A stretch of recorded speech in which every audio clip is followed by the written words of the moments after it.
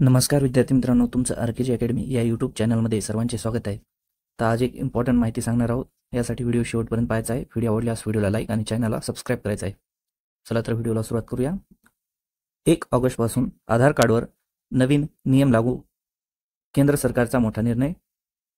केंद्र सरकारने आधार कार्डची ही सुविधा बंद करण्याचा निर्णय घेतला आहे. आधार कार्डवर कोणतेही नवीन नियम लागू केले जाणार आहेत याबद्दल आम्ही संपूर्ण तपशीलवार माहिती घेणार आहोत. आयकर वितरण तसेच पॅनसाठी अर्ज करताना आधार अर्जाची नोंदणी क्रमांकाचा यापुढे विचार केला जाणार नाही.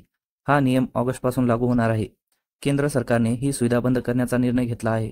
त्यामुळे आधार कार्डचा हा नवा नियम तुम्ही सर्वांनी माहिती असला पाहिजे.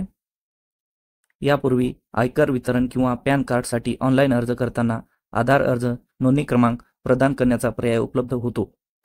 ही सुविधा 2017 पासून कार्यान्वित होती, पण आता अशा प्रकारे पॅन वापरता येणार नाही. केंद्र सरकारने नवा नियम जाहीर केला आहे. हा निर्णय घेण्याचे प्रयोजन काय? आधार अर्जाच्या नोंदणी क्रमांकावरून एकापेक्षा जास्त पॅन तयार केले जाऊ शकतात. त्यामुळे पॅनचा गैरवापर होऊ शकतो. हा गैरवापर थांबवण्यासाठी केंद्र सरकारने हा निर्णय घेतला आहे. पॅन कार्ड हे व्यक्तीच्या आयुष्यातील अत्यंत महत्त्वाचे दस्तऐवज आहेत. त्यामुळे त्याचा गैरवापर होऊ नये यासाठी केंद्र सरकारने हा निर्णय घेतला आहे.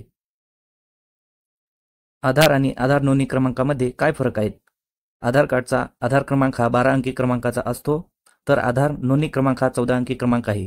आधार अर्ज भरताना आधार नोंदणी क्रमांक दिला जातो. त्या क्रमांकावर तारीख आणि वेळ ठरवलेली असते. आता नोंदणी क्रमांकावर पॅन दिला जाणार नाही. असा निर्णय केंद्र सरकारने घेतला आहे.